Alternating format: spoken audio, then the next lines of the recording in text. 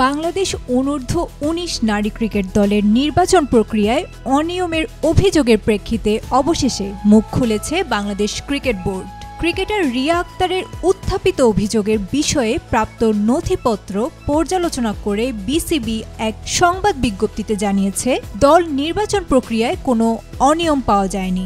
জাতীয় ক্রীড়া পরিষদকে পাঠানো এক চিঠিতেও একই কথা জানিয়েছে সংস্থাটি।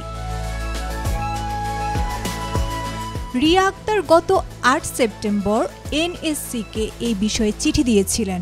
এনএসসি বিসিবির ব্যাখ্যা চেয়েছিল ১৭ সেপ্টেম্বর। প্রায় ২ মাস পর জবাব দেওয়ার কারণ হিসেবে বিসিবি জানিয়েছে, চিঠিটি এসেছিল এমন এক সময়ে যখন পরিচালনা পর্ষদ নির্বাচনের কাজে বোর্ডের অধিকাংশ বিভাগ ব্যস্ত ছিল।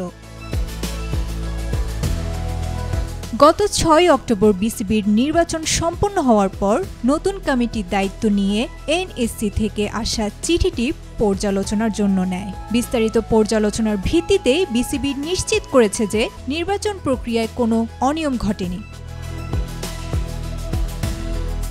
সংবাদ বিজ্ঞপ্তিতে আরও জানানো হয়েছে, রিয়া আক্তারের অভিযোগগুলো সাবেক অধিনায়ক জাহানারা আলমের সাক্ষাৎকার সংক্রান্ত অভিযোগ পর্যালোচনার জন্য গঠিত ৫ সদস্যের অনুসন্ধান কমিটির সামনে উপস্থাপনের প্রক্রিয়া চলছে।